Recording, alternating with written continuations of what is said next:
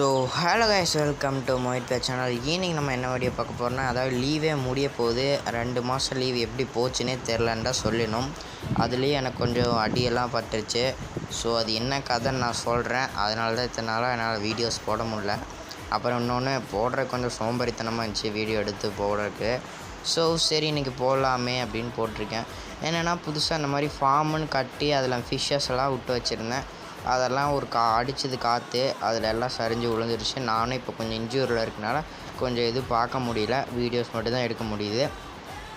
கொஞ்சம் சரியானதுக்கப்புறம் தான் வந்துட்டு நான் இதெல்லாம் பண்ணணும். அப்புறம் என் ஃபிஷ்ஷஸ்க்கெல்லாம் ஃபுட்டு போட்டு தான் இருக்கேன். இன்னும் நிறைய மாற்றம் பண்ணணும், இன்னும் நிறைய வேலை இருந்தது.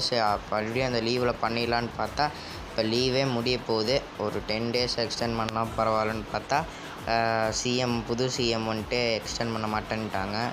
சரி போவோம் அப்படின்னு சொல்லிட்டு இப்போ போகணும் ஸ்கூலுக்கு.